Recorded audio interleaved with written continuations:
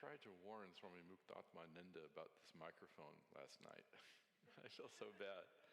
So there is a very similar microphone that they use here that I'm sure Swamiji is used to. And Swami, some time back, I was teaching the next gen retreat here, and I bring my own microphone headset because it's kind of an intimate thing, and I'm used to this one. And Swami V had the same issue; it just kept falling off and everything. And so I warned Swami Muktatmananda, Swami V had some issues with that, and so finally he took the other microphone. So I guess it's form fitting. He may have changed it a bit here, but.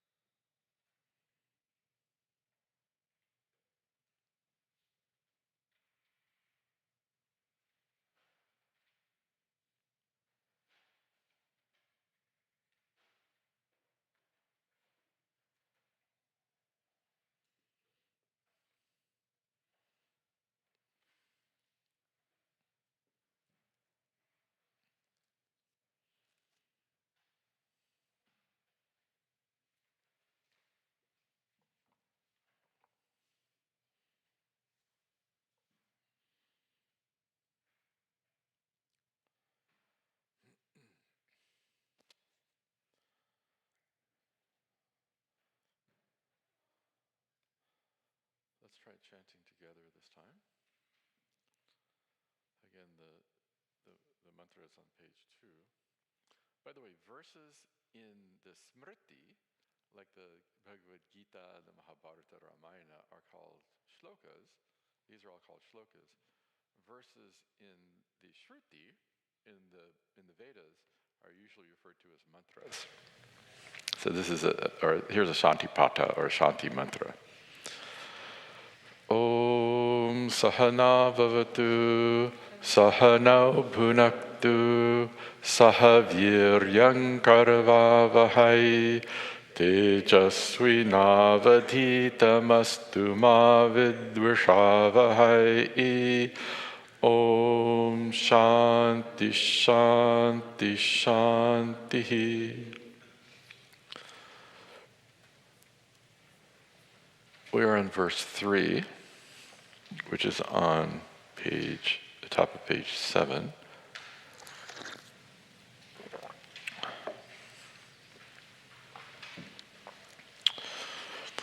Repeat once.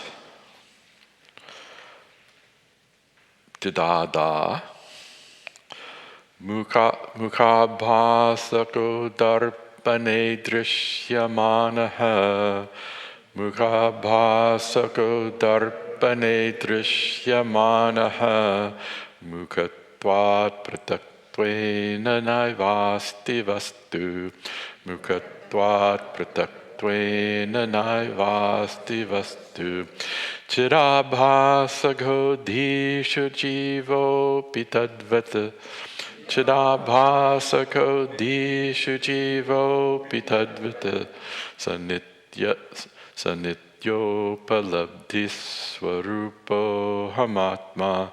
Sanityopaladhi swarupo hamatma. What's called the padacheda. What we do is resolve the sandhi, the euphonic combination, the way sounds change when two words come together, within a samasa, within a compound, and then between the words. So that the vibhakti, the endings at the end of the words that indicate the function that the word serves in the sentence becomes a little more clear. So one of the first things you learn when you learn Sanskrit is the alphabet, and then the Devanagari, the script. There are some people I knew at the Gurukulam in India, and people beginning Sanskrit, students were saying, "Oh, we're meeting to read Sanskrit." I go, "Wow, reading Sanskrit takes a long time to master." And and really what they were reading was Devanagari. So a lot of times people say, "Oh, this is in English." I think, "Oh, that's Sanskrit, it's just in Latin script," right? So I know the fellow who started the bookstore here in Saylorsburg, Bob, he couldn't tell the difference between Hindi and Sanskrit because they're both in Devanagari. And so I had to show him, well, here's the key here. You know, in Sanskrit, you almost never have two vowels together, etc. So you learn, Devanagari is a huge hurdle for some. I know people who've studied Sanskrit with me for years and still prefer their own transliteration. But then the next thing you need to learn is to resolve the sandhi, right? As I mentioned, they'll write dress shoe instead of dress shoe, if there was such a thing. So all of that is preliminary to try to make the script and the words as they mush together more transparent. So this padacheda is the separation of the words out, resolving the sandhi. So mukha abhasakaha darpane drishyamanaha mukhatvat prataktvena na eva asti vastu chit abhasaha dhishu jivaha api tadvat saha nitya upadabdhi swarupaha aham atma. So now Hastamalakiyam brings a drishtanta, the example of the reflection of a face in the mirror. Shruti teaches us, Shruti means the scriptures, teach us that Atma is one limited vastu, one limited entity. But Atma appears to be many, right? You have your Atma, I have my Atma. How many Atmas are there? At first blush, there's many Atmas, but those are the plurality of Atmas and the limited nature of Atmas are only due to the upadhi. And that's what this verse describes. There are two models that are presented in Vedanta to account for the perception of the limited nature of the self and the plurality of the self, the nanatvam, the manyness of Atma. The appearance, right? One is the avachedavada. It's a limiting or conditioning model, which means that, and we saw this with Mr. Yajnadatta Gata Akasha, right? So the upadhi pot seemed to limit the space to 6 ounces or whatever's in here, right?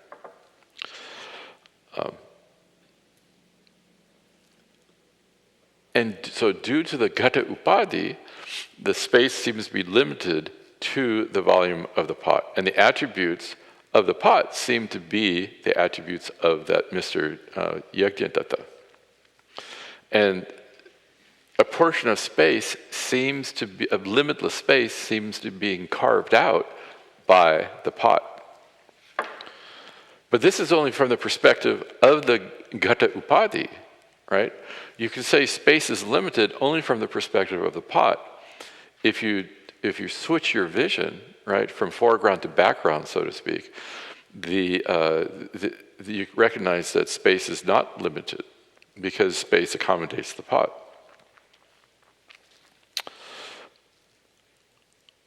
And so to the jiva upadhi, as though limits the limitless upadhi, I take on, due to adhyasa, avidyaja adhyasaha, ignorance-born superimposition, right? I'm ignorant of the rope, and therefore I see a snake. I'm ignorant of myself, and therefore I take myself to be that which I am not. Due to this adhyasa, there's samsara. So samsara karanam, avidyaja adhyasaha iti. So the cause of struggle of samsara, of self-non-acceptance and suffering, is this superimposition of the non-self upon the self. So that's one model of a Chedavada, because Atma is the upadhi of a chinna, as though defined or delimited. I as though have boundaries. The space as though has boundaries. I am as though delimited. I have boundaries, which I stop where the body stops. And that's from the perspective of the body. So the second model to account for the nanatvam, the manyness and the apparent limited nature of the Atma, is the reflection model. And this is what's presented in this verse here. So we'll first look at the drishtanta, and then we'll look at the darshtanta. Remember, the drishtanta is the illustration. I often say example. It's not really example, but it's something which is meant to illustrate something else. So the illustration is called a drishtanta, and the thing that is being illustrated is the darshtanta, right? So the drishtanta was the gata akasha. The darshtanta was to see that there's only one mahakasha, a limitless space. So looking at the verse, mukha abhasakaha. The abhasaka means a pratibimba, means a reflection. So the reflection or appearance of the mukha of the face. Face can be bimba. So we also use these two words. Bimba means face, pratibimba means the reflection. Here he says mukha abhasaka, the reflected face. Darpane drishyamanaha, shatra, being perceived, darpane, in a mirror. Darpane is singular, but actually Shankaracharya, who wrote the commentary apparently, transforms it into plural. Nanakareshu darpaneshu, because the self, which is the face, which is reflected in the mirror, it's more illustrative to talk about the face being reflected in many mirrors.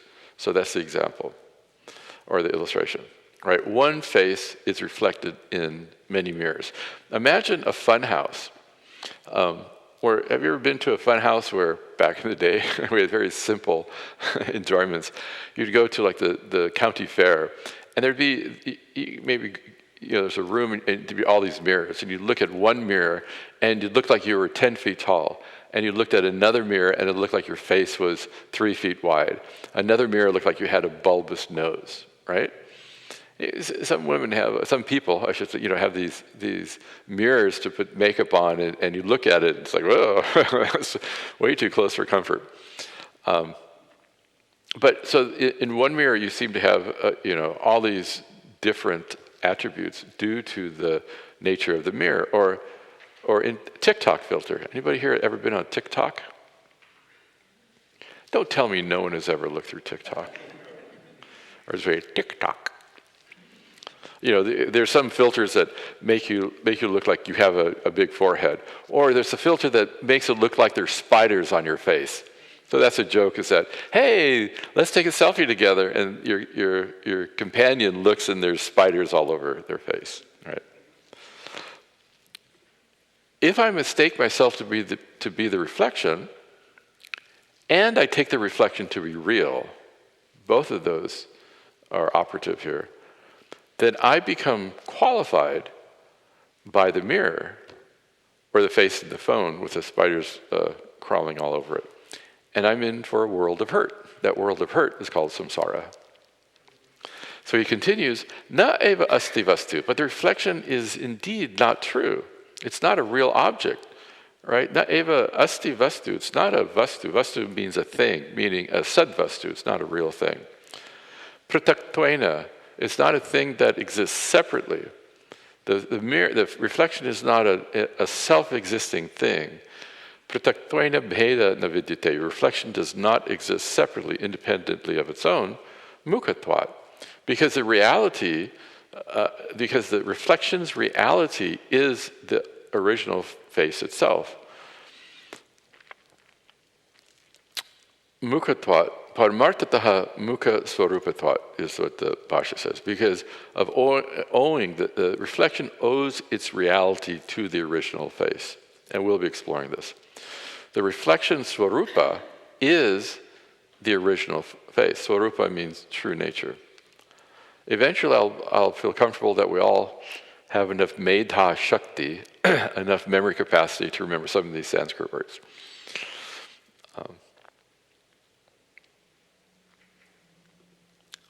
The reflections in the various mirrors appear to exist separately, and they then be distinct, and they appear to be separate from the face, and seem to have an independent reality, even though they're not actually independent entities. And not only that, the upadhi dharmas, the attributes of the mirror, can be attributed to, the attributes of the mirror are seen in the reflection. And if I look in the mirror and I take the reflection to be real, then I have a nose that's a foot wide. I am 10 feet tall, right? I do take on the attributes as though take on the attributes of a mirror. So the distortions of the mirror are superimposed upon the face. So that's the drishtanta, the illustration. The darshtanta, what is being illustrated, is that chidabhasaka dishu jivaha api tadvat. That's one of the lines there. Tadvat. Similarly, jivaha api, the individual also, chidabhasakaha, is the reflection or appearance of awareness in the upadhi, dishu, in the buddhi, right, in the mind. So di here stands for buddhi, which means atakarane, which means the mind. Sometimes buddhi is just used for, like he used the word manas for the whole antakarana, right, the collective. Remember we looked at antakarana, you can look at it 4 ways. One subset of antakarana is the manas. But he used the word manas to mean the entire antakarana, the inner instrument. And here he's using the word di, which really means buddhi, but really means the entire antakarana. And so this one Atma Chaitanya is reflected in many dishus, in many buddhis, in a variety of minds, in a variety of sukshma shariras, right? And each sukshma sharira, each antakarana, each mind goes through countless psycho-emotional states. And so the Atma Chaitanya seems to be divided out into countless minds that are constantly in motion. And the antakarana, the mind, is the reflective medium for awareness. So again, we're talking about it within duality, but it's a beautiful model to understand. There's this whole prakriya, a whole teaching unfoldment that talks about how does physical stuff come about from Maya. So Maya is a creative, is Ishwar's creative Shakti. And it's trigunatmaka, is 3 gunas, tamas, sattva, rajas, and tamas. And the inert stuff that's in creation, they say it evolves from, it's a complex model of panchakaranam, etc., but it evolves from the tamoguna amsha, the aspect of Maya, which is tamas. Tamas is responsible for darkness. So the word guna is used in different ways. When Sri Krishna talks about the gunas, he's talking more about personality characteristics, right? One of the models that Sri Krishna presents is to grow spiritually, we want to minimize our rajaguna and tamoguna and increase our sattva guna, right? We want to become more saintly, more pure, more equanimous. Isn't that a nice word? Equanimous, right? More open-hearted. And so in the Gita, he talks about, here's a sattvika. He'll give tamasika, very problematic aspects of life, and then less problematic, but still available to be worked on, and then better ways, like dhanam, like charity, gift. The tamasika dhanam is giving the wrong thing to the wrong person at the wrong time. Rajasika dhanam is giving, but expecting reciprocation. You scratch my back, I'll scratch your back.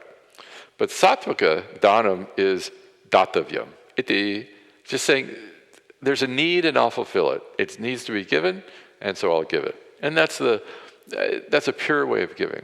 So Sri Krishna talks about all these different ways of transforming oneself, one's character, one's heart, one's mind to become more sattvika. This is presented in a little different way because those are all malleable. Your character is malleable, right? Your thinking and your heart is malleable. When we talk about Trigunatmaka Maya is the Parinami Upadana Karana. You may have caught that Swami Advayatmananda last night mentioned the term Parinami Upadana Karana, the material cause which undergoes transformation to become this entire creation. Like milk turns into curd, right? The material cause of curd is milk, but you wouldn't want to put curd in your chai. Or as we say in California, your chai tea. Right? Because it's transformed. And so to Maya can be thought about as Ishvara's Shakti, or his knowledge. And so Ishvara's knowledge has turned into this entire creation. But there's three aspects to it, Sattva, Rajas, and Tamas. And they're not attributes of character, they're kind of the building blocks of creation. And so from the tamas amsha, from the tamas of Maya Shakti, the inert stuff is born, is created.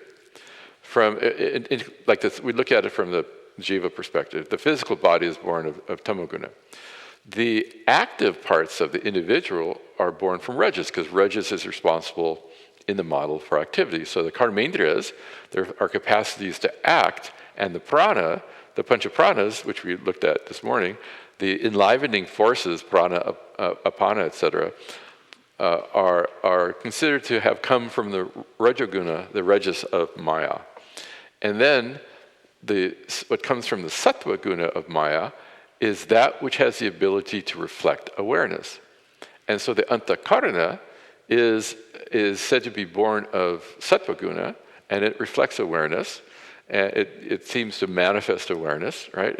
Awareness appears in the mind, and the senses, the panchajnanendriyani, the five senses, appear to be awareful. And we talked about the borrowing process of that. But that's the one model of creation to account for inertness, activity, and awarefulness. And so we say that the mind is the reflective medium for awareness.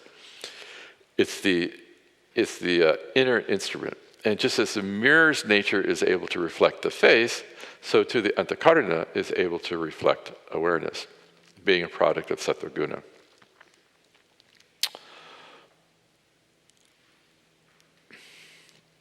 The mind is also said to be the Atma Upalabdhi Sthana, the place of the Upalabdhi, the recognition of Atma Chaitanya.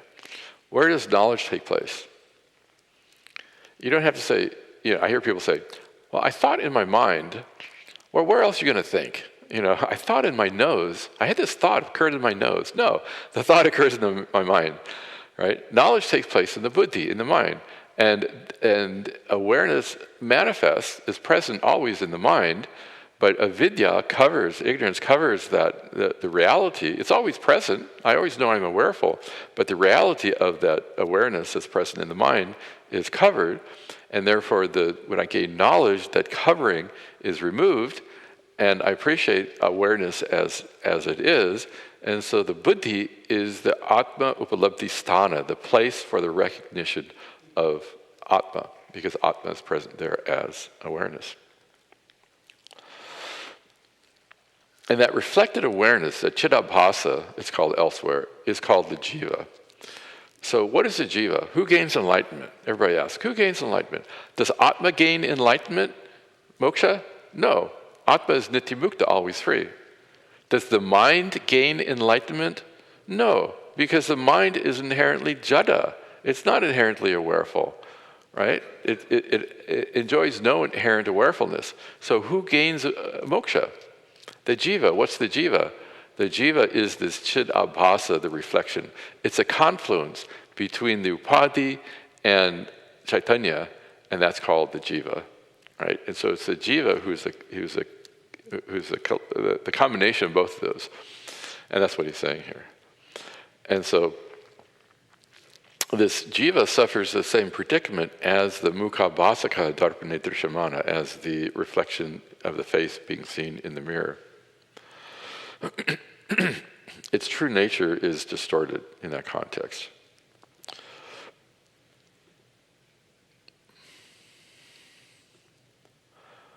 But now there's a problem. Mukhabhasa, the reflected face, experientially seems to be real. We could take it as real. And inherently distant from the actual face. That's one of the challenges with this reflection model is that, okay, so a mirror, the sun is reflected in water, let's say, but there's many, he'll give this drishtanta later, there's many plates of water. But the original sun, the source sun, is physically separate from the reflective medium. And so if I say that I as a jiva, Atma, Chaitanya is reflected in the mind, then that reflection is not the same as the sun, right? There's some difference there. I'm just a little reflection. Let me merge with the sun, that reflection could say. No, that's a limitation of the particular model that's being presented. That's why we do both. We use both models, the Avachedavada and Pratibimbavada, because this seems to represent the situation more clearly. That space is in the pot from the perspective of the upadhi, but actually the space does not exist in the pot exists in space. Although if we have a multiplicity of pots, we have an infinite number of pots, then we have an infinite number of gata akashas, and there seem to be many individual pot spaces. But upon analysis, you see that's not true. But still, the chidabhasa experientially seems to be real. There seems to be two separate entities, the original awareness and the reflected awareness. And so Atma, if Atma is only reflected in the mind, then where's Atma and who am I, right? I pray the Lord my soul to take, right? Who am I and what's my soul? And therefore, you may even have the idea, the Chidabhasa must merge with Atma Chaitanya. The reflected awareness must merge with the original awareness, right? Iti na, but you have the phrase neti neti, right? Really, it's reverse. It's from the Brihadaranyaka Upanishad talks about this, and Shankara says this is the most powerful means of recognizing Brahman. He says that in some place. But it's really iti na. Iti puts what came before it in quotes, right? So, aham jivaha iti manyate. He thinks that he's an individual. There's very little indirect quotation of Sanskrit, so you put it in direct quote. So you say, aham jivaha iti, so I am a jiva, quote unquote, thus, sometimes translated as thus, iti, thus someone thinks. And so when I say iti na, I mean what I just said, no, it's not true, right? It's iti na, that's not the case. Meaning that I must merge this reflected awareness with a greater awareness. True? Iti na. So we have to ask the question, what's the reality of the reflection? Is the reflection a sadvastu, something that really exists? Does the reflection have any actual reality? Does it enjoy an independent reality? And this vichara, inquiry, is really an inquiry into all those anatma things we've jettisoned from our self-identity, right? Through this atma-anatma vichara, the inquiry into who I am and who I'm not, we see that I'm not this body, I'm not this mind, I'm not these emotions, etc. Well, they belong to the jagat, to the creation. What's the reality of the creation? Remember the srishti, or the jagat, the world. So if you remember the elevator pitch for Vedanta is that it's the inquiry, the vichara, into the nature of the jiva, the individual, the jagat, the world, and the jagat karanam, Ishvara, the cause of the world, and what's the nature of those and what's the relationship among those. So now we've created this radical duality, remember, based on the adhyaropa apavada prakriya, that provisionally accepting the experiential experience of duality between the seer and the seen, but now we're still stuck with two things. And this is where Sankhya, anybody know what Sankhya is? Some do. It's a dualistic system. And it's a Vaidika darshana. It's one of 6 classical philosophies of India. And there's some similarities there, but it claims that Purusha is separate from Prakriti. Don't confuse this with Sri Krishna's usage of these terms, but they use the same terminology. But they believe that the Purusha the awareness is separate from Prakriti, from everything that exists in the world, including this body-mind-sense complex. But they believe that the body-mind-sense complex, the entire world, is real. And we question that. And so they actually believe in they posit a plurality of Purushas, a multiplicity of real individuals, and that the world is real. So this was my first question. I was studying at Santa Barbara. My Sanskrit teacher was a Sankhya scholar.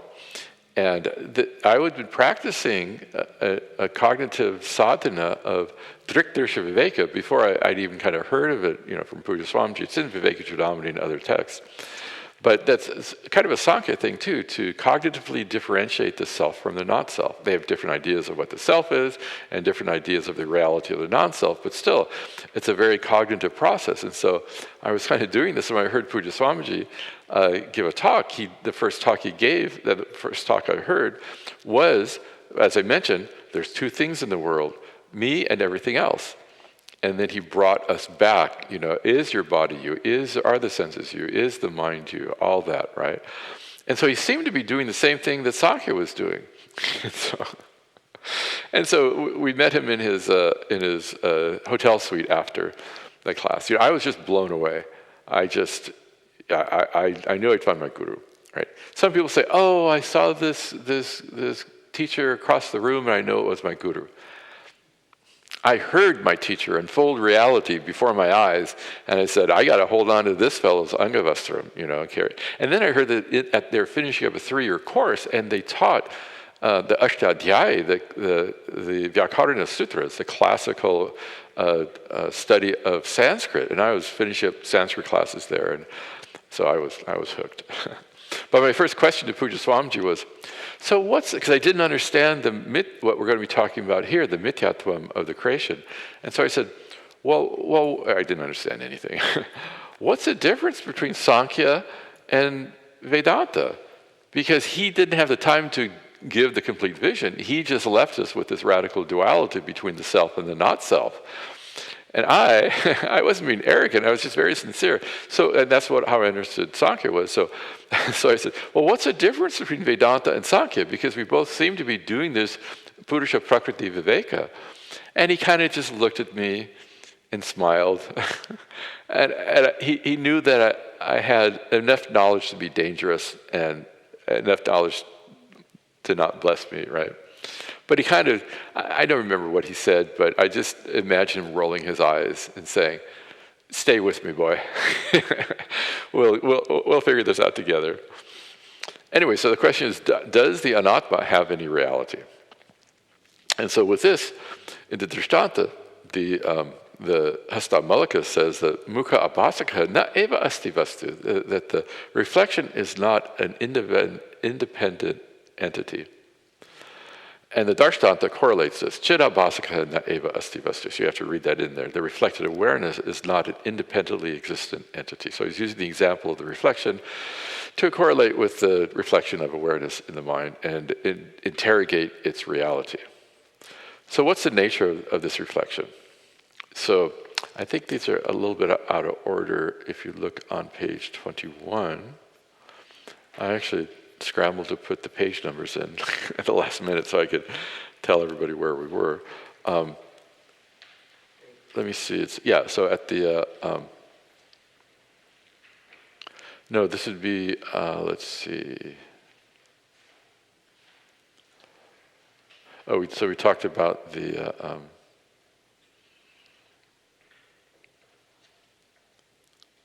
I didn't give the Purva Pakshi that started this discussion, but that's okay. That's on the top of page 20. I talked about the Avachedavada, Pratibimbavada. I think I rearranged some of this. Let me see.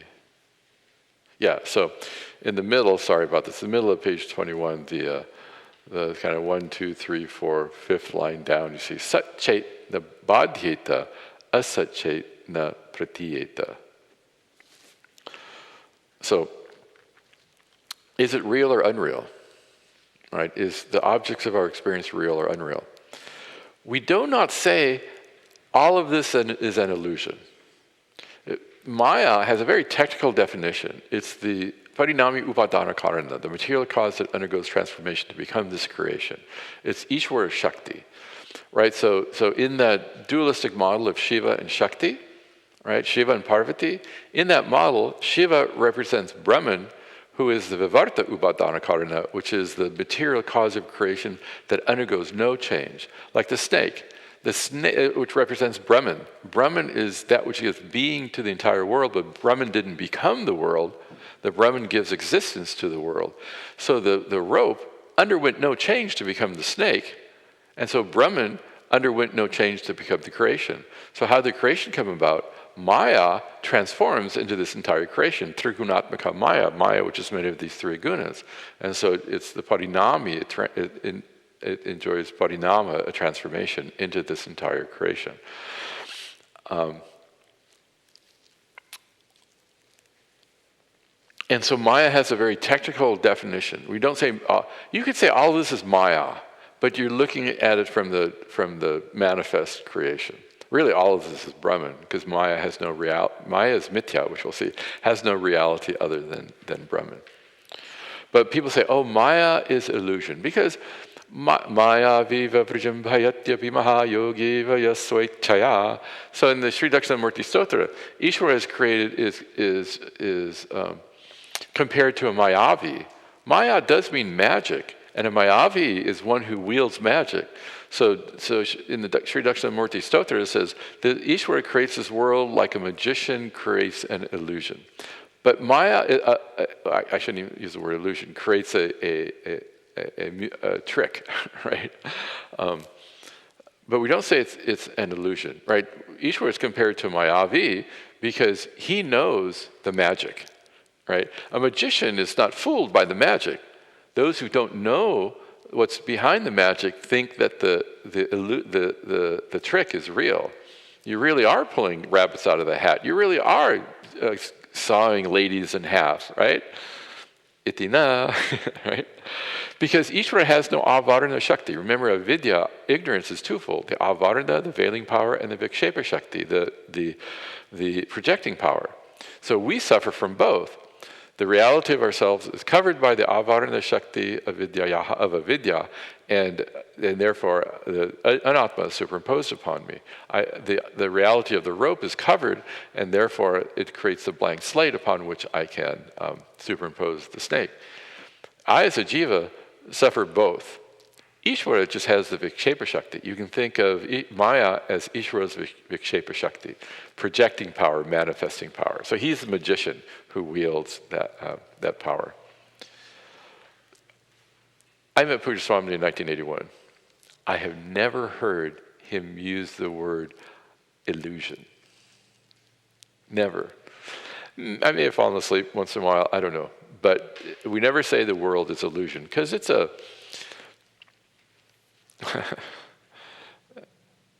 it's kind of an uninformed. It's an easy way to talk about things, but it doesn't. It's ontologically unsound. So we're doing our ontological vichara here. Ontology is the exploration of reality. So we're talking about what is real, what is absolutely real, what is not real, and what is only apparently real. So those who don't understand reality say, "Oh, it's illusion." So we never translate Maya as illusion. But we say it lives in this gray area. So remember, these are reality words, right? The word mithya is a reality word, because we say sat chet na badhyeta, asat chet na pratiyeta. If something were real, it would not be able to be falsified, which we'll see. If something were unreal, it would not appear, right? So this world can be falsified, which we'll talk about. And so it's not absolutely real, but it's not completely unreal because it's perceived. And therefore, it is technically, everything in the world is anirvachaniyam. It is, cannot categorize, sat asadbhyam anirvachaniyam.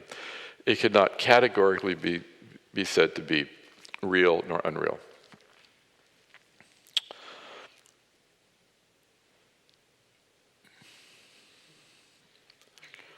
And the reflection seems at first blush to be real. Have you seen videos of, they put a full-length mirror in the forest and a bear comes across it. They set up a camera. Have you seen those videos? And it lunges at the mirror because the bear thinks the mirror is real, right? Or a dog. Have you ever seen a dog pass a mirror and it starts barking, right? Because it thinks the dog in the mirror is real. So let's investigate. This is absolutely necessary. This understanding this appreciation of realities is absolutely real to gain this Arsha Vidya, this knowledge of Arsha. Arsha is a taditanta. It's a secondary primary derivative. So from Rishi, it's the adjectival form of Rishi. Rishi means the sage of ancient India, those who are the mantra triks, those to whom the Vedas were revealed, the source of this knowledge. So Rishi are the sages. Arsha is the adjective form of that. So it means that which comes from the rishis, meaning the knowledge or meaning the Upanishads. So Arsha Vidya means the knowledge which came from the rishis. Or Arsha Drishti is the vision of the rishis. Arsha Bodha is the knowledge of the rishis. You see this within our tradition. Some of us use the word Arsha. Swami Advayatmananda's ashram is not called that because this place started the word Arsha. Technically, this is Arsha Vidya Pitam, and this is under the auspices of Arsha AVP, Arsha Vidya Pitam, lies the Arsha Vidya Gurukulam, right? And Gurukulam means the family of the Guru. Because traditionally, at like a Veda Pathashala, or even music, if you, like Ravi Shankar went to Ustad Alauddin Khan, so he went to his musical guru, and he moved in with him. And the students traditionally take care of business. They milk the cows, they take the trash out, etc. And then they learn whatever the topic is, the chanting or the music, etc. And it turns out that Ustad, the lineage of Ali Akbar Khan who plays Sarod, just extraordinary. His father was Ustad Alauddin Khan, so he was the father of Ali Akbar Khan. And it turns out, and the music guru of Ravi Shankar, and he turns out to be the father-in-law of Ustad Alauddin Khan. Turns out to be the father-in-law of Ravi Shankar. It's a whole. That's probably much more information than any of us was interested in. But this is so the Gurukulam means the family of the guru, because we stayed here and lived for 3 years. So Gurukulam is different than an ashram. Ashram means a place of effort. Right? You do asanas, you do pranayama, a place of tapas, etc. This is where you live with the guru to gain atmajnanam, self-knowledge.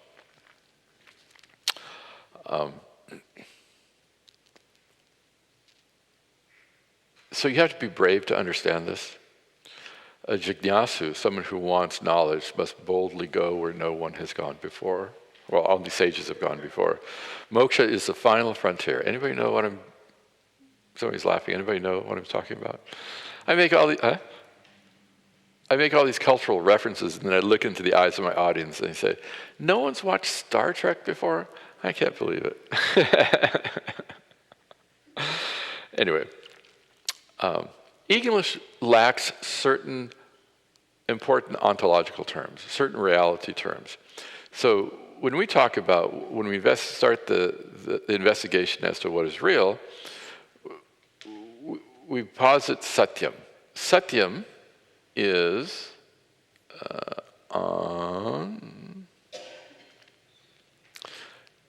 there you see these 3 words on bottom page 20. Satyam, mithya, and tucham. Satyam is trikalepi tishtati, that which abides in all 3 periods of time, trikala abhaditavyam, and cannot be falsified or cannot be negated.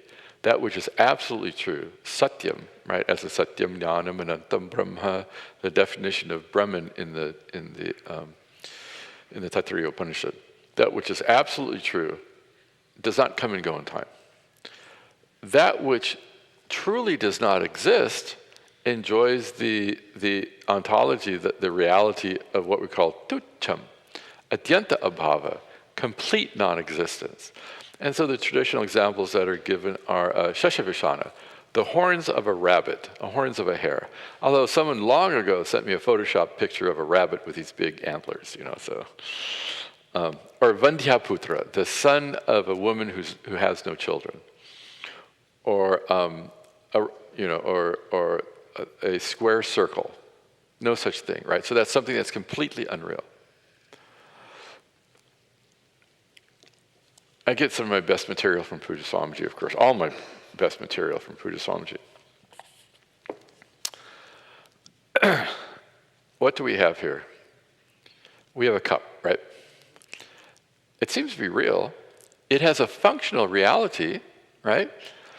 I can pour hot liquids into it and scald my tongue if I drink it too quickly.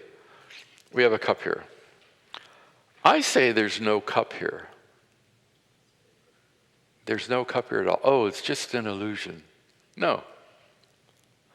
I say there's only paper here. Who's right? You, the one who says there's a cup here, or me, the one who says, the Swami who says there's only paper here? Both? You should know that usually the Swami's right.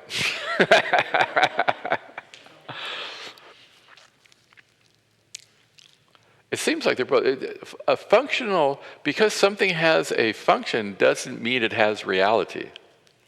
If I'm in a dream, right, and someone has a hammer, it seems like the dream, like the hammer within the dream is real, and someone hits me on the head with a dream hammer, I get a dream bump on my head, and I have to go to the dream hospital for the dream doctors to take a look at it. The hammer has a dream functionality, but just because it has functionality doesn't give it reality. The entire creation is like that. Again, I have a special siddhi. I can make this a special superpower, I can't climb walls. I can't leap buildings in a single bound. I can't become invisible. I can't look through walls. But I can make this cup disappear before your eyes. You want to see? This is all Swamiji stuff. Yeah, I steal my best material.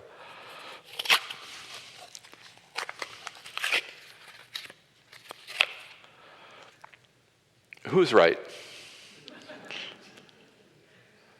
Where's your cup? I still have my paper, right? If I had another cup, I could. Oh, well, that one has water on it. Good thing it has a function there. I'll hold the water. The cup is a form superimposed upon the paper. We say the only thing before the superimposition, regardless of how these things are actually made, before we usually use a gata, a pot or something. Before the creation of the cup, the paper existed. In the presence of the cup, the paper exists. After the cup is destroyed, the paper still exists. That which abides in all three periods of time, bhutam bhavat bhavishyat, in the past, in the present, and the future, is called satyam. Right? That which is real. The reality of the cup is called mithya. M-I-T-H-Y long A. It's a reality word. We say this is mithya. We're not saying it's made out of something called mithya. It's a reality word. It has a dependent reality. The cup is just a form that has some functionality that is superimposed upon the paper, right? I can physically destroy the cup as I just did to see that the satyam is the paper and the cup is mithya. It has a dependent reality. I don't actually need to destroy the cup. I can cognitively understand that there's nothing here but paper, and that the reality of the cup is just notional. And it's a functional reality, but the reality of the cup does not exist.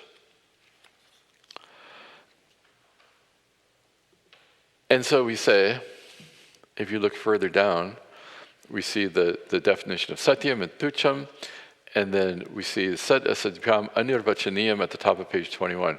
We cannot say that the cup does not exist because we perceive it. We cannot say that it truly exists because we couldn't falsify it. And we don't even need to destroy the cup. We can falsify it cognitively, right? We can just say, oh, there's no cup here, it's just paper. And in fact, the problem is, we mistake the attribute, the substantive for the noun, a substantive for as an adjective. Let me get my words straight here. We confuse the adjective for the noun, for the substantive. So we say, and the other way around, we say this is a paper cup. The noun is the cup. The paper is the modifier, right? I have a paper cup. I can have a stainless steel cup. We do not have a paper cup here. We have cuppy paper. Because the substantive, the thing that actually exists is paper. That which is superimposed upon it is adjectival to it, right? It's an incidental attribute that's temporarily imposed upon the paper, right? And that's our situation here. We'll talk more about this. But we can't say it exists or it doesn't. We can't. Sat asadhyam anirvachaniyam is one definition of mithya. Sat, existence, asat, non-existence, anirvachaniya, it cannot categorically be said to be real nor unreal. Does the cup enjoy a reality of its own? No, it doesn't. Its reality is totally dependent, its existence is totally dependent upon the paper. I cannot say, here, take the cup but leave the paper. There ain't no two things here. The texture of the cup is the texture of the paper. The color of the cup is the color of the paper. The weight of the cup here, I feel like I'm rapping. The weight of the cup is the weight of the paper. There is no thing cup here. There's only paper, upon which is superimposed a nama rupa, a functional form to which we give a name cup. Okay. And so this is technically, the definition is adhisthana ananyat, you'll see there. It means, adhisthana means it's substratum. It's not other than its substratum. The reflection is not other than really the source face, the original face. The color of the reflected face is the color of the actual face, right? The shape of the face, reflected face, is the shape of the actual face, right? If you have a good mirror, the size of the face is the size of the original, of the reflected face is the size of the original face, and all things being equal there. The being of the cup, it owes its entire being to the paper. This is called the adhisthana. And we often translate adhisthana as substratum. But the problem with that is that we think about geology, right? You have these different substratums of rock, right? And you cannot see you go to the Grand Canyon and you see countless substratums of rock. I'm not a geologist, I'm sure I'm getting that wrong.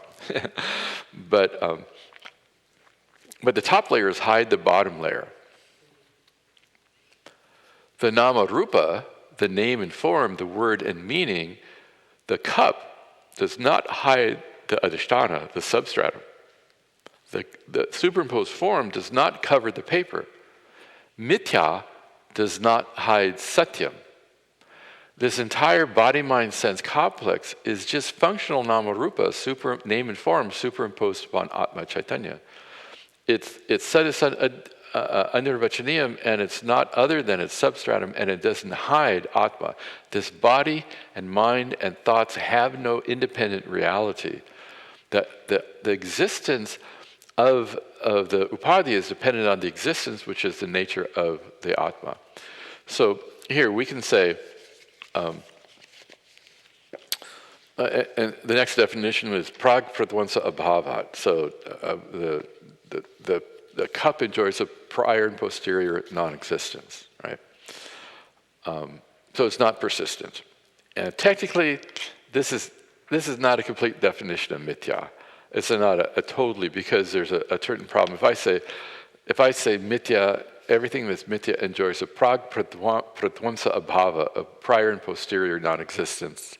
That works enough for our purposes. Technically, there's something called a vyapti dosha, and so technically it should be prag pratwamsa abhava pratiyogi anyataratvam. It's too much to get into, and we won't bother with that, but it's good enough for our purposes. It comes and goes in time.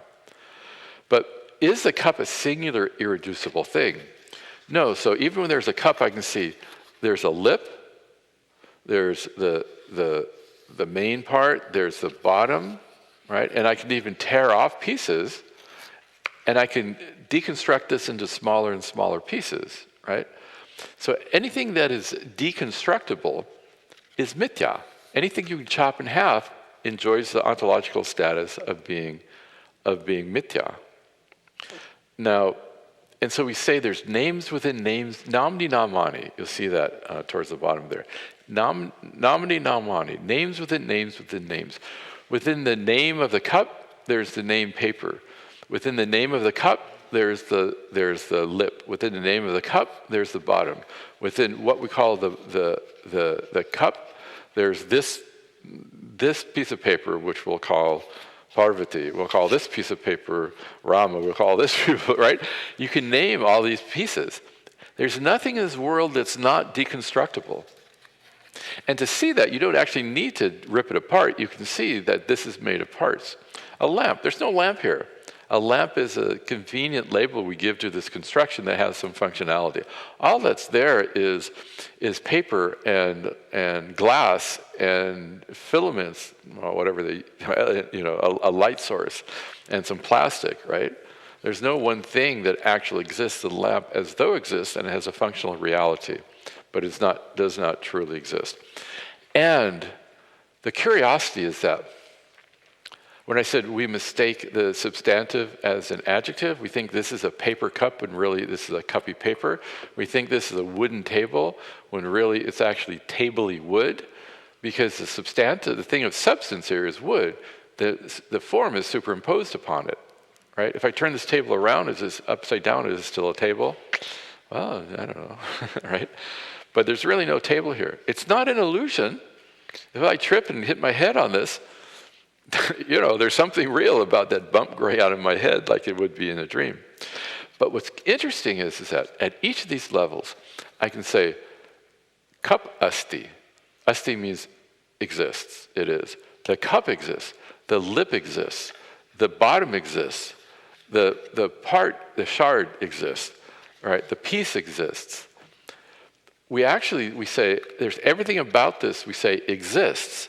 We think existence is an attribute, right? We see this is an existent table, this is an existent lap, this is an existent pot. No, just like this is not a paper cup, it's a cuppy paper, this is not an existent cup, it's cuppy existence. Because at each level we say, is, right? It exists, it exists, it exists, it exists. I tried to stay away from this example, but I just can't. And those of you who have heard it, I see Charles giggling back there because he must have heard me say this half a dozen times. I often use the example of a shirt. The shirt exists, right? It's an existent shirt. No, the reality of the shirt, the satyam of the shirt, is cloth. Prior to the existence of the shirt, the cloth existed. In the presence of the shirt, the cloth exists. And when I can take an actual seam ripper or a virtual seam ripper and deconstruct the shirt, right? And where's your shirt? I still have my cloth. So cloth is satyam.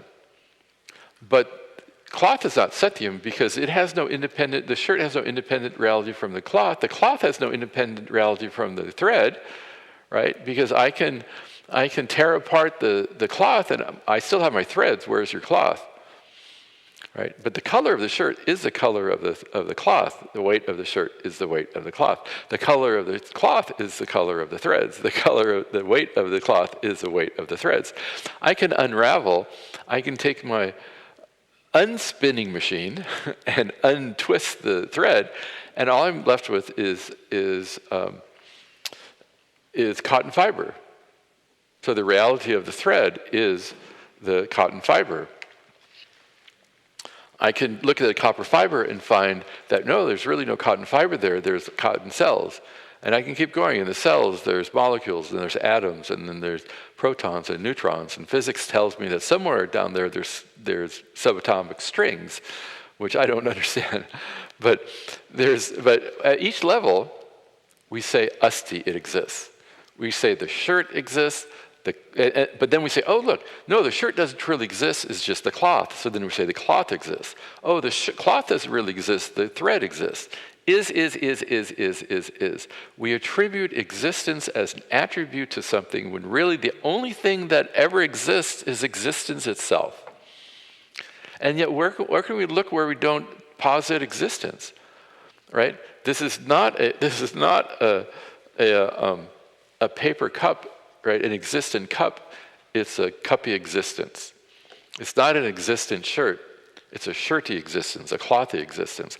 And you notice that the existence that we attribute as an attribute is really the substantive, and existence is non-bifurcatable. I learned the word bifurcate when you studied, the Panchikaranam, a certain teaching of this here.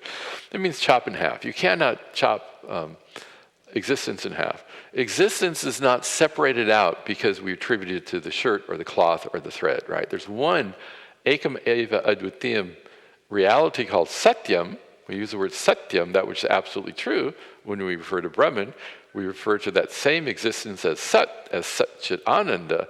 There's only one existence here, and everything as though exists. And that as though existence is called Mithya. And that's a reality of everything that we have jettisoned into the world as being anatma. So when we say there's me and everything else, I am the sat, I am the satyam, I am the sadvastu. Atma is the one real thing, and everything else which belongs to the upadhi, which belongs to the jagat, the world, has this borrowed as though reality. And if one thing actually exists, and one thing only apparently exists, there is no duality. You can only have a duality when two things exist on the same order of reality. The cup and the paper do not exist on the same order of reality. One is satyam, the other is simply name and form, or word and meaning, as Puja Swamiji would say. Nama rupa, we say. So there is no duality, because show me something that exists. Anything that exists. I dare you, I double dare you, I double dog dare you to show me something that truly exists. You can't. There's nothing here. Everything has a borrowed existence. Everything is dependent upon something else. Everything can be reduced further. And so we say that everything, nothing enjoys an independent reality. Nothing persists in and of itself. Nothing is irreducible. Nothing is self-existent, right? Everything in this world only apparently exists. And it has a function, but again, functionality does not indicate reality. And this is what Sri Krishna talks about in the Gita. Sri Krishna doesn't pull punches. In verse 16, he just started the teaching in verse 11. And in verse 16, poor Arjuna, he's sitting there slumped down in his chariot, his seat in his chariot, totally despondent. And Shankara says, Nasato vidyate bhavaha na bhava vidyate sataha upayora vidrishnotaha tvanayos tattvadarshvihi. He says, there is no real being for mithya. He says asat, but contextually we have to take that as mithya. That which is mithya has no true existence, right? And there is never any non-being, non-existent for that which truly exists.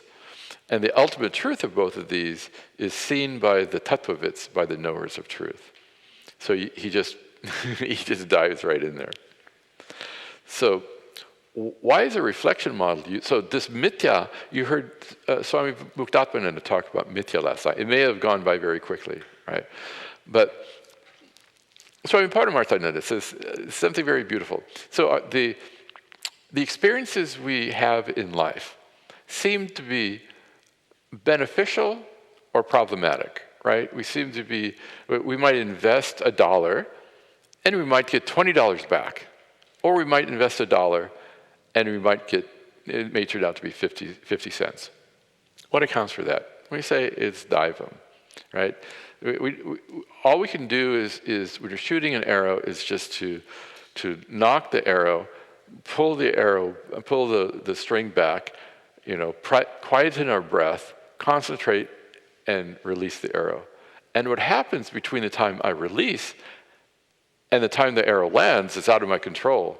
A deer could come in the way, I could hit that. Or the wind could take it out of the way.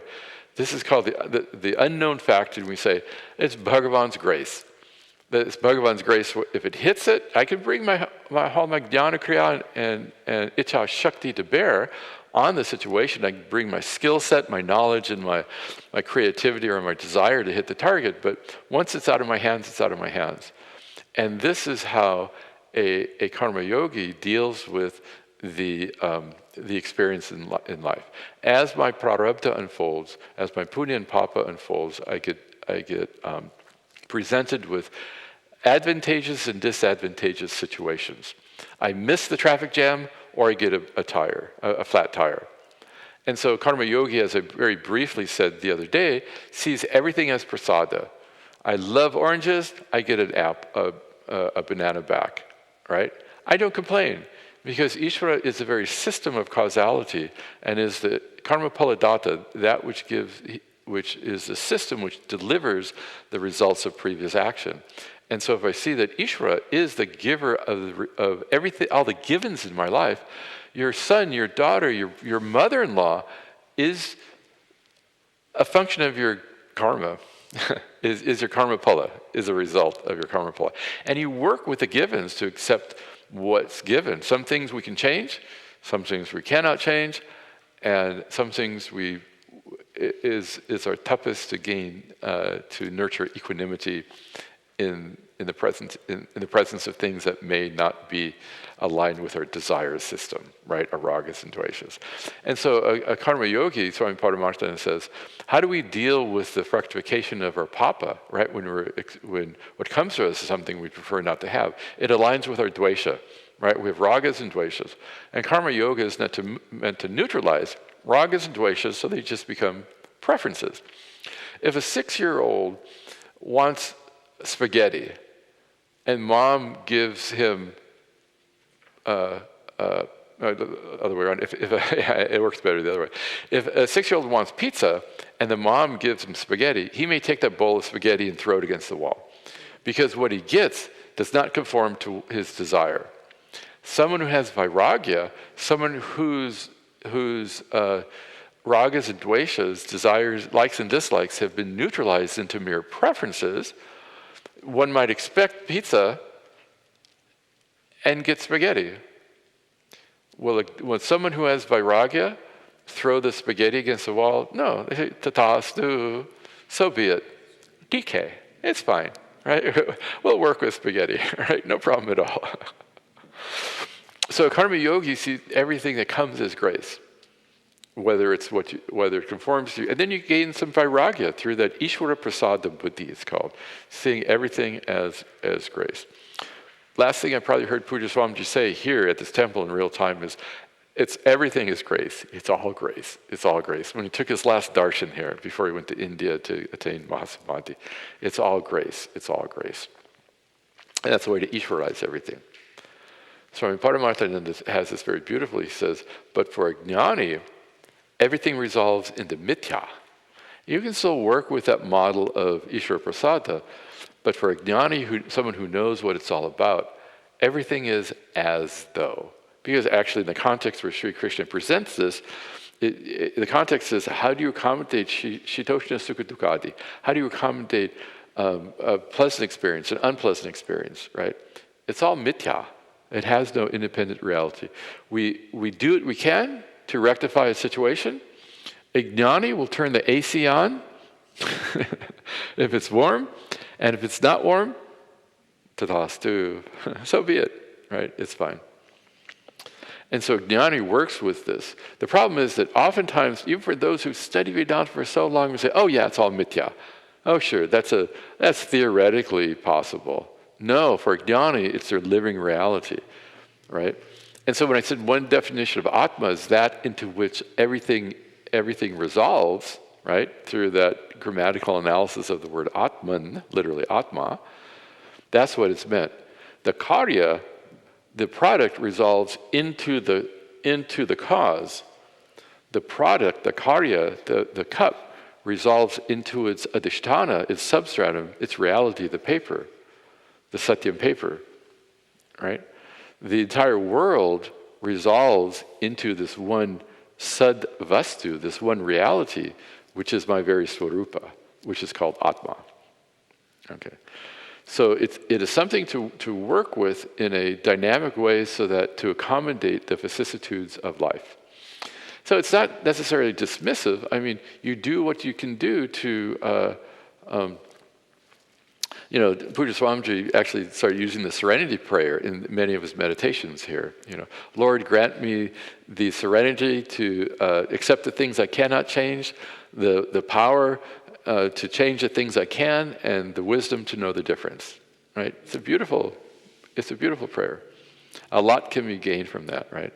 But a jnani sees that all of this it's sort of like a dream, right? We use a dream example a lot, right? It's all play. One way to look at this, we've incarnated into Ishwara's dream, right? As this character in this costume. You can accept this costume. The costume includes, oh gosh, I wish I had a better memory. Oh well, right? You can take all the ginkgo biloba you want. It may or may not work, but tatastu, it's all mithya. Mithya has nothing to say about satyam, right? So he uses the reflection model in the mirror, of the mirror, because to illustrate how something can appear as though independently existent, right? Having its own reality, and in truth is actually totally dependent upon something else for its appearance. So that's the gist of the drishtanta there. That something else is the reality, which permeates the appearance. The mirror permeates the reflection. Existence permeates the mithya nama rupa of this creation. Right? Show me something that we don't attribute existence to. You can't. That's the substance. When you hear me say the foreground becomes background and the background becomes foreground. It's a bit like, I don't know if it's still there in Ganga. We used to call it Ganga, Puja Swamiji's, where we used to have classes there. He used to have this magic picture, magic vision. Is it there? It used to be in his kitchen. It's a kind of, it looks like a blurry picture. But if you focus your eyes just right, you can't cross your eyes, you focus your eyes behind the picture, and all of a sudden a 3D picture pops up of like the Statue of Liberty or a peacock or something. Have you seen those pictures? He used to have that in his, somewhere. It might still be here, And you can kind of think about it like that. If you look, you don't cross your eyes, you look beyond the picture, right? And then you see the three-dimensionality of the picture. So too, you look beyond the mithya, the nama-rupa, and you see the reality. That's what I mean by the foreground becomes background and the background becomes foreground. What appears to be the background, existence, which appears to be an attribute, now becomes the foreground. And what was previously the foreground, the nama-rupa, now becomes the background. And so, how do I know that the reflection has no inherent existence?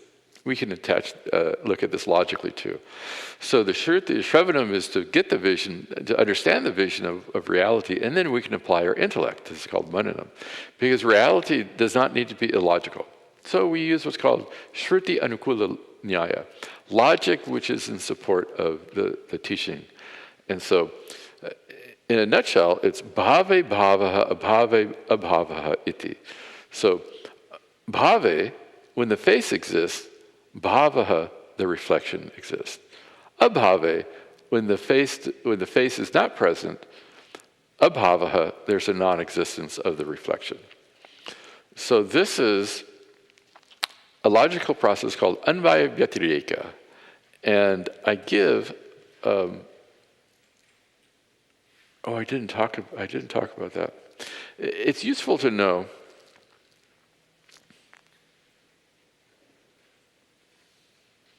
Well, we might come back to that.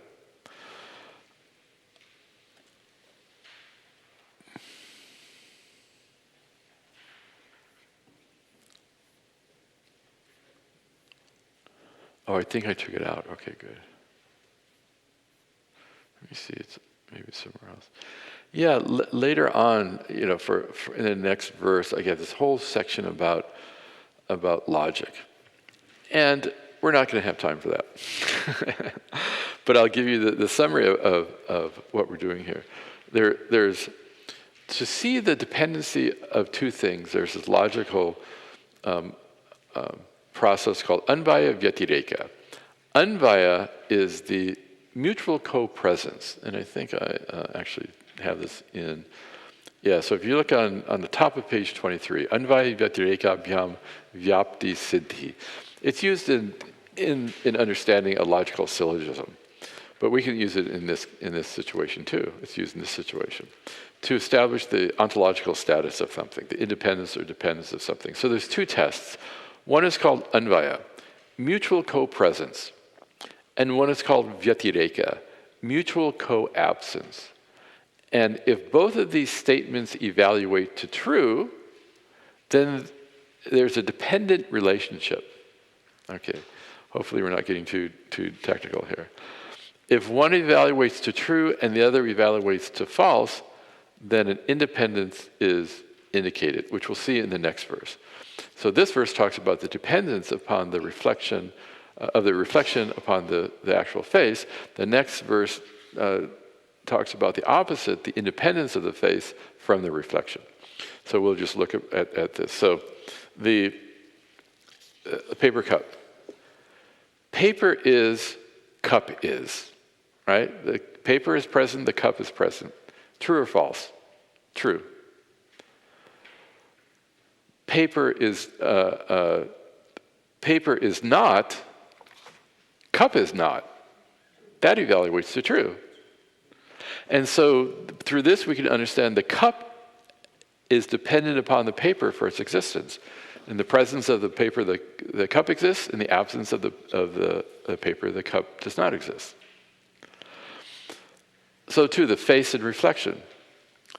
The Advaya, the mutual co-presence, and we'll be looking at it the other way in the next verse. The mutual co-presence is the face exists, the reflection exists. True or false? True. The face is not present, the reflection is not present. True. And therefore the face has a dependence, the reflection has a dependence upon the face. Right? Kind of simple. So the face reflected in the mirror seems to be real, but it's only as though real, just like our jivatvam, which is the reflection of awareness within the mind, appears to be real, but is not really the truth of yourself. Why is he using a face example? Right? He could have had anything. So the first verse of the Sri Dakshinamurti Stotra uses in a mirror example, Vishwan darpan drishyamana nagari tulyan nijantar gatam. It's used in various contexts, and we'll see it again in a different context. But he uses a face example because when I look in the mirror, I say, this is me, right? Oh, look, maybe I need some mascara. I've never said that, but perhaps some people do, right? Maybe I need to powder my nose. Remember when everybody's mother went compact? You're maybe too young. Compact, and a mom or grandma would go powder their nose. I'm sure they had other business to attend to, but that's why they'd say, oh, I'd powder my nose. But when I look in the mirror and say, oh, that's me, right? The dog who looks in the mirror and barks at the mirrored dog, right? And so awareness appearing in the mind, which is influenced by the nature of the mind, I say, oh, that's me. The mind is sad, there's a dukkha vritti there, a sad thought, and therefore I am sad. I take myself to be to suffer or enjoy the qualities of the reflective material, right? And this makes me as though a limited jiva. This makes me a samsari. Notice that one very important thing is that the appearance or the presence of awareness in the mind is not the problem. The avidyaja adhyasa with the mind is the problem. The cause of samsara is the ignorance-born superimposition of the qualities of the mind upon me, right? And as I mentioned, the ahankara is totally correct. The I am is totally fine. But the ignorant ahankara says, I am the mind and its attributes. I am the body and its attributes. And that's what we're trying to create an enlightened ahankara. An enlightened ahankara will say, I am, right, this I thought, this rascal I thought, I am. But an enlightened ahankara laughs at the folly of any thought that follows it, other than I am Brahman. Aham Brahman, Brahma, Aham Brahma. I am Atma Brahma. I am the Brahman. I am the reality of everything that is. I am pure, awareful existence. That's fine. I am happy, I am sad, I am brilliant, I am dull-witted. All that is superimposed upon me. It's all the upadhi. And ahankara, enlightened ahankara may say that I am hungry, but he knows that that's just a function of the digestive system, right? It's not the history of nature. So is the chidabhasa, is the jivatvam, individuality, real? Satchet nabhadyeta, asatchet na pratiyeta. If the individuality, the jivatvam were real, it couldn't be falsified. We just falsified the upadhi, and therefore we falsified the jiva, the individual. You are as though an individual. You are as though incarnated, right? So if it were real, we couldn't falsify it. If it was unreal, we couldn't walk to the store for the cilantro. So it's as though real, eva, as though real.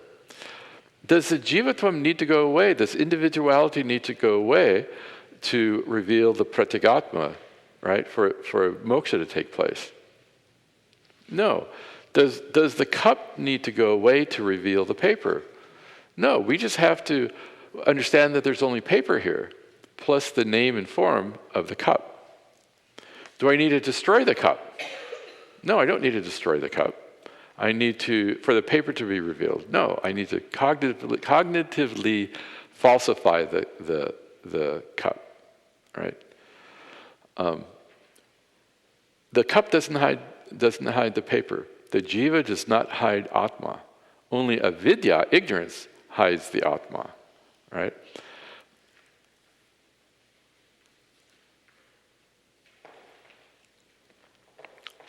I am free, Atma is free, even in the continuing presence of the jiva. You can say, I sport my individuality. My individuality is a costume, right? And one definition of upadhi is actually a costume, right? You can say, I sport the costume of a Swami, right? And then you can take yourself so much more lightly. If our individuality defines us, I spend all my time trying to be special, right? I have, how many followers do you have on social media? How many Instagram followers do you have? How many initials do you have after your name? It's like, you have to do the shoulder shimmy. I'm somebody special. Your job as a sadhaka is to become nobody special. In the sense, you can revel in your uniqueness. Go ahead and accomplish everything. Right? Get 3 PhDs. That's beautiful. You can be as unique and special and revel in, you can enjoy all your vibhutis that you were born with, all the glories that Bhagavan has given you, right? But those are all apadika vibhutis. Those glories all belong to the non-self. Remember I talked about the wave. To the degree that the wave identifies with its specialness, let's say it had a beautiful curl, right? And it was a big, beautiful wave in Hawaii, these big, beautiful waves. I'm so special, look how beautiful I am. To the degree that Mr., what did we name him? Somadatta? I forget our naming. What do we establish his name as? To the degree his identity is completely intertwined with the nama rupa, the form, to that degree, he is not free. To the degree he is special, to that degree, he is not free. Because he needs to neti away. He needs to say, itina, I'm not this form. I'm not the particularities of this wave. My swarupa is water. My very nature is water. If I feel I'm totally special, we cling on. We have a whole history.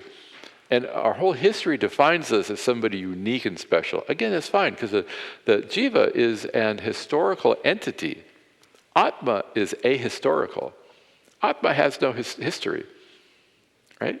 It doesn't exist in time. And so jnani is an ahistorical entity. Atma has no history, right? And has no gunas, has no qualities, Atma accomplishes nothing, right? It's fine for the jiva to accomplish everything that is within their purview. But to the degree that defines me, then I'm stuck. And that's what I mean becoming nobody special. You can be as glorious as you want as a jiva. As I said, go ahead and get that spider tattoo on your elbow so you can feel special, even though everybody and their brothers seems to have a spider tattoo on their elbow, right? So you can revel in your specialness, and you can revel in the commonality of everyone. There's two types of adhyasa. And then we'll shut this party down here. It's on the bottom of page 21. There's artha, and there's other ways to look at this, but this is how I understand it. There's artha adhyasa, and because the problem is the superimposition of the anatma upon the atma, which is born of ignorance. And there's two types of adhyasa. There's artha adhyasa and jnana adhyasa. Artha adhyasa is, you could say, a superimposition of an object. When you see the adhisthana, when you see the substratum, when you see the truth, the appearance disappears. When you see when the adhisthana, the substratum of the rajju sarpa, the rope snake, when you see the rope, the snake disappears, right? This is a type of adhyasa. When the ignorance is removed, the rajju, it disappears. It's actually very interesting. You can think about that, use that in terms of our spirit, the gaining nishtha, gaining clarity and permanence of this vision.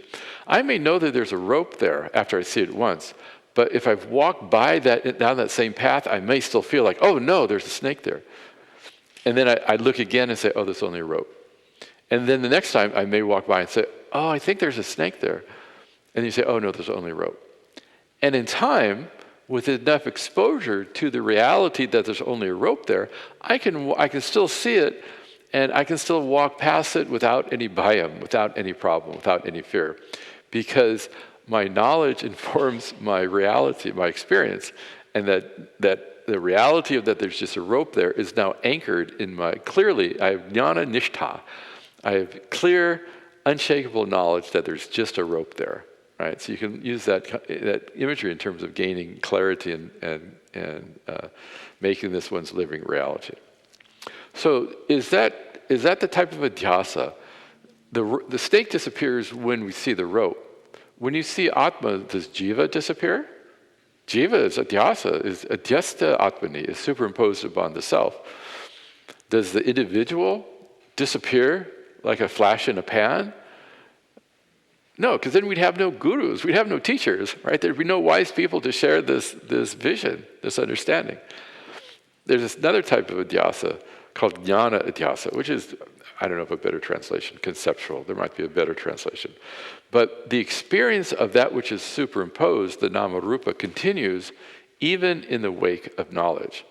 But now my experience is informed by the knowledge. So for example, a mirage. In the wake of knowledge of a mirage, that there's really no water there to quench my thirst, I still perceive the appearance of water, and I can actually see in a mirage, if you go to Death Valley, you can see the clouds reflected in the mirage water, right? The perception is still there, but now my experience is informed by my knowledge, right? The jiva still persists, but now my atma-jnana, my self-knowledge, informs my anubhava, my experience, and I'm no longer confused. I can enjoy life as it comes. I can enjoy playing the character that I am in this life, that I've incarnated into, right? I can enjoy the costume that I'm wearing, right? So jivatvam individuality doesn't disappear. Internally, it's all falsified for the jnani, right? For the one who knows. Externally, the Swami seems to walk to the dining hall for lunch. Internally, for the jnani, The jnani does nothing. Atma doesn't walk. It's the legs that walk. The Atma doesn't eat. It's the mouth that eats, right? And it doesn't digest. It's the prana that digests the food. It's a shift in identity. Or for example, of a pot or the cup. You see that the cup is superimposed upon the paper. When I understand there's only paper, the cup, if I didn't destroy the cup, imagine the cup still being intact, the form of the cup has been badhita, falsified. And so the only reality here is paper, and I can see that even in the presence, right? Even though I see that the cup namarupa is superimposed upon the paper, the cup form can still exist, and I can see through the mithya into the satyam. I can see through the appearance into the reality. I can see through the appearance of me as being an individuated being into the reality where there's only one ekam eva advitiyam entity here called Atma or Brahman, right? So a jnani's knowledge informs his experience. And that, in fact, aham saha atma, finally get to the last line of the shloka, I am that Atma, which has the nature of nitya upalabdhi swarupaha, which is the nature of timeless awareness. The only thing that exists here is one non-dual Atma plus confused notions, superimposed notions about the nature of that Atma. I'm sure that's all very clear and you have no questions. Should any arise, we'll be having question and answer satsang tonight at 7:30.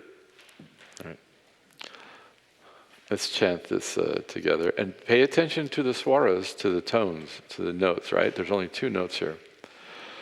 Om Purnamadav Purnamidam Purnat Purnamudachyate Purnasya Purnamadaya Purnamevavashishyate Om Shanti Shanti Shanti Harihi Om Shri Gurubhyo Namaha Harihi Om.